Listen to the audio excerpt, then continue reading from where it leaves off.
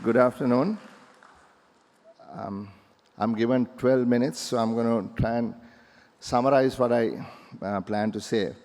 Venerable Mahasangha, Leader of the Opposition, dear friends, I'm not going to try and explain to you how difficult the situation is, because you have experienced it, you have heard it, you have analyzed it, you have read it, you have written about it, and so on, because we are all professionals. All what I'm trying to do is to map out perhaps a possible way out in the short and medium term, and then maybe to propose to you what we have planned out in a Sajith Premadasa-led administration in the hopefully very near future. First of all, we need to find money to ease the pain. We need to reduce the length of the queues. We need to shorten the blackouts. We need to have medicines for our people. And I'm also taking into consideration the discussions our people had with the IMF at the World Bank, and a summary of the outcome also is ingrained in what I'm planning to speak in the next few minutes. So how much money do we need to do this?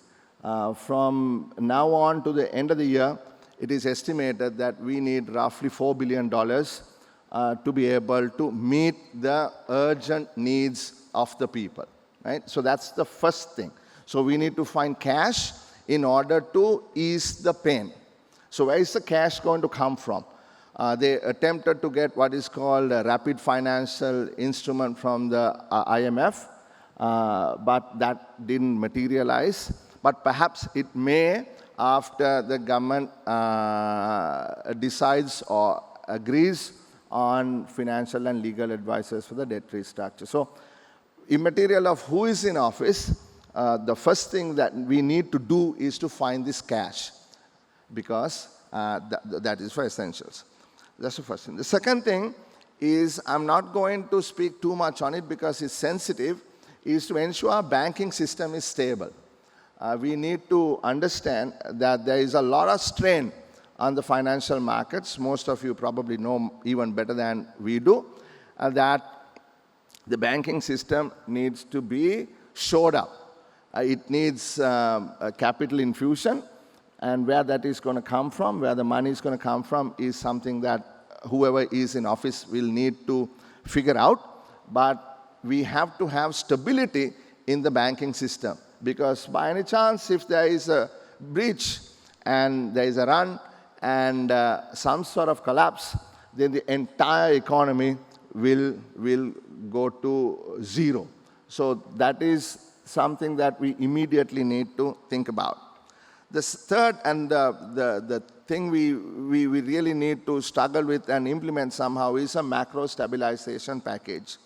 In that, there are three components. What has to happen is we need to restructure our debt. I don't think I need to explain how bad the situation is. We all know there are different types of creditors. There are the senior creditors like the World Bank and the ADB and the IMF. And then we have bilateral lenders like Japan, China, India, and so on. And we have the most difficult ones. Those are the bondholders, the international sovereign bonds, which we need to restructure. Because the government has now announced that Sri Lanka is essentially bankrupt, because they have now suspended all payments of debt, including coupon payments and capital.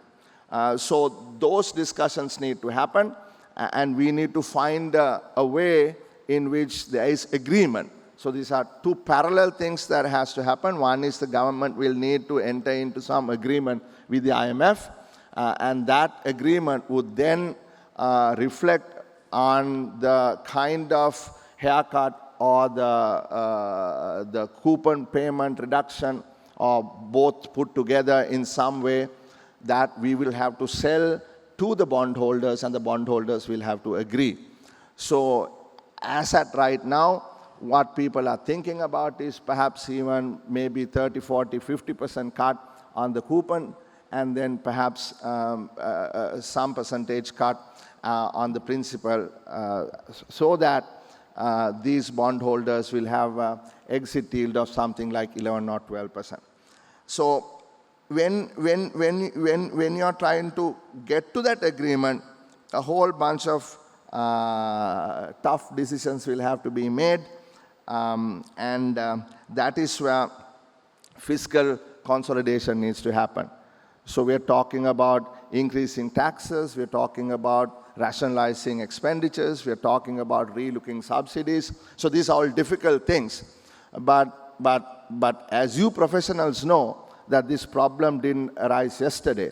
And it is not professional for us to say that a particular group brought on this problem. While we all acknowledge that the collapse was triggered by unwise decisions of President Gotabaya Rajapaksa, particularly the unprecedented tax cut and the banning of imported fertilizer, the problem was something that was building on for a number of decades. So we need to reverse it, and in order to reverse it, tough structural decisions need to be made, and so the fiscal consolidation is extremely important. And the third point in the macro stabilization is monetary reform. We have a central bank that prints money like there is no tomorrow, and that has to be stopped. It cannot continue to print money the way they do.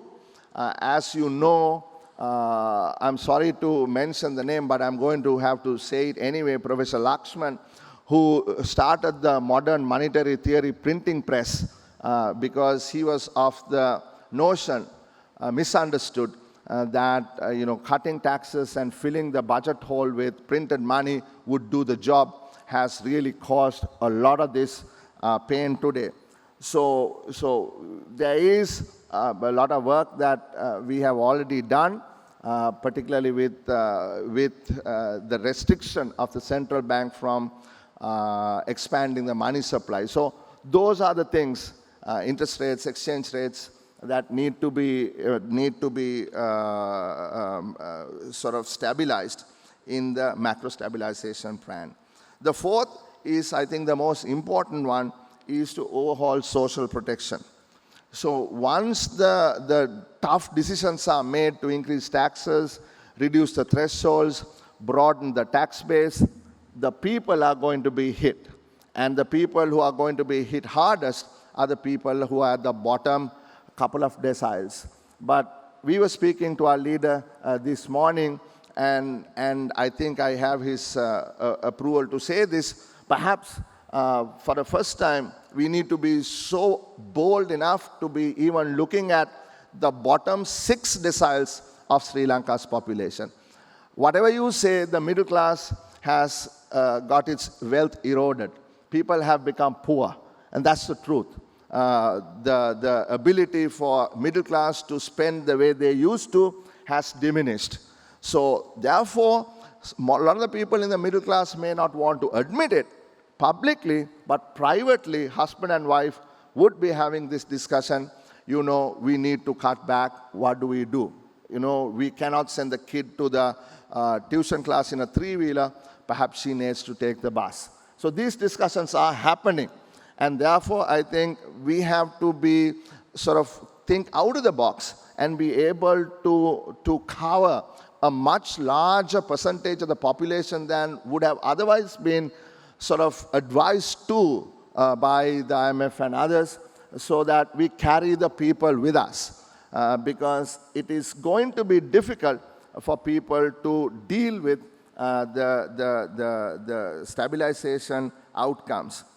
And the last point is then, after you do all these things, we have to go into the structural reforms that are absolutely essential. Whether it is Sri Lankan Airlines, or I don't want to get into details, but essentially the state-owned enterprises, how do we reform them? Right? How do we make them efficient? Do we denationalize some of them? Or do we bring in some sort of management structures there so that we could run them efficiently? Do we think about something like Temasek in Singapore, where all the government state-owned enterprises are put into one unit and it is managed efficiently with proper professionals like yourselves.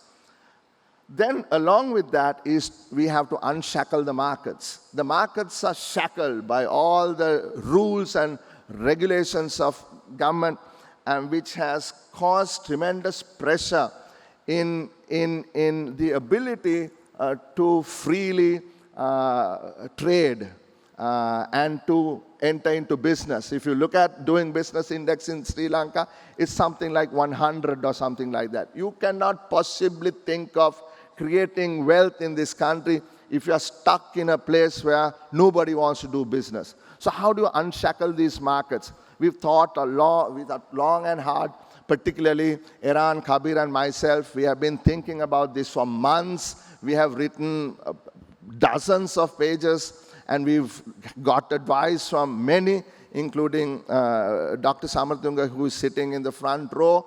And we have a really clear plan as to what we need to do in terms of the state-owned enterprises and all of that. And then it is about unshackling markets I was talking about is within the WTO, how do we ease the tariff structures? How do we remove some of the para-tariffs that are inhibiting Sri Lanka from entering into agreements with other countries and other markets so that we could become part of more consolidated sort of production entities. So leading from that is the absolute focus we have to have on export promotion. But to have a focus on export promotion, we have to have an equally strong focus on investment promotion. So these two things go together. So we are looking at trade and investment policy reform, and serious trade and investment policy reform. And if I don't think he would mind if I mention his name. People like Professor Premachandra Atukorala, some of the finest in the business in the world, has been working and advising us on this, and we have a clear idea as to what kind of liberalization we need to do in trade and investment promotion. So the final objective there is to incorporate Sri Lanka production capabilities into what are called the global production networks. Right? I mean, I see Mr. Rohan Pallavatta sitting here. How you create high-tech and high value-added industries in this country, something that we have forgotten for a long period of time. Yes, we did focus on agriculture. It was necessary at the time, but we missed the bus when a lot of our colleagues or the nations in Southeast Asia took that turn, moved on from agriculture to low-level, low-skill production to higher-level, higher-skill production, and now to even much higher skilled, what are called complex products, move from simple products to complex products. We haven't done that. We haven't really focused on manufacturing, and it is something that we have to refocus on. And if we do the kinds of reforms that I've been referring to right now, I think we can enter into these global production networks. Because remember, at this point in time, there is no one country most of these complex products are manufactured in. They are manufactured in a bunch of different countries, and half-produced things, components move in and out of different countries. But you cannot do that if you have built these big walls that prohibit the integration of these production units, perhaps situated in various different geographic areas, right? So what we need to do is to break down the walls and build these bridges from Sri Lanka to these other production sites. Just take a look at South India. See how rapidly South Indian production facilities are growing. And there is so much potential, for instance, to bridge those production facilities with some perhaps in the north. And we have to think about industrial zones in the north, in the south, and places where they can be linked up with. And I'm just going to finish now. And so this is the real short and the perhaps you may call the short to medium end. But in the medium to long term, we really have to think about how to create wealth in this country. How do we create jobs in this country? Because remember, it is always jobs, jobs, and jobs. If you look at China, it created 500 million jobs over the last so many years, and that is how poverty was eliminated in China. You can talk about entrepreneurship, that's all good. And you can talk about fourth industrial revolution, that's all good. I am not trying to discredit them. What I'm saying is most people in this country, if you look at the absolute bulk of the people, the only asset they have is labor. So how do you train that labor and give that labor some meaningful wage? When I say meaningful wage, I don't mean just a 25,000 rupee government job, but perhaps 150,000, 200,000 rupee job that the person gets, is happy to have that job and would give him or her a decent living wage. Now, in order to do that, all what I have listed out, this is not my thinking. Please don't think this is all mine. This is particularly Kabir, Iran, and myself. We have done blueprints, and we have sat for hours on end with Mr. Premadasa, sometimes 4 hours. We would discuss this, and this is just a joint effort. I'm just one of the spokespersons here, standing, presenting this plan, and all credit, if there is any, goes to all of us, not just one person.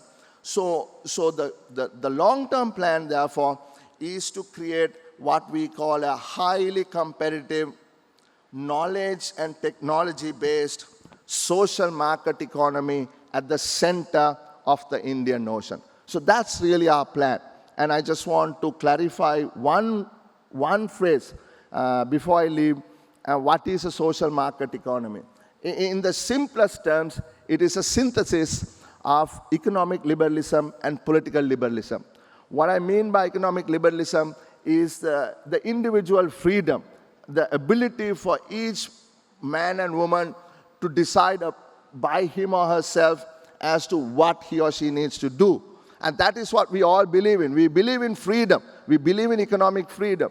And that also means the belief in markets, that bureaucrats and politicians can't control markets, that the trade minister cannot put gazettes out and control the prices of gas or bread, right? So that is the belief in markets. We believe in markets.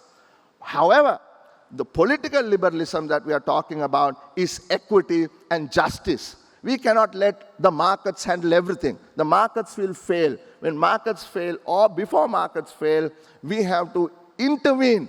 And that is the need of the government to be there, not to let the market handle everything by itself. We are not talking about a neoliberal mechanism. We are not talking about just laissez-faire. We are talking about a model that would fit into this country, this society, this culture, which is what I said, a synthesis of political and economic liberalism. So, ladies and gentlemen, I am absolutely confident that with the leadership of Mr. Sajith Premadasa in his next government, we would be able to take this country from the hole it has fallen into, not because of us, because of the Rajapaksa clan. We have, on numerous occasions, tried to warn the government, don't go down this road. What is going to happen is exactly what has happened. I think we have been vindicated. People know that we didn't sit on our backs and didn't do anything. We actually tried to warn them, and the warnings were never heeded. But now that there is, so I'm not also trying to say this is cast in stone. This is a plan that we would discuss with professionals like yourselves, and with your input, we would then fine-tune this game plan going forward. Thank you very much. I know I took a little bit more time than 12 minutes. Thank you.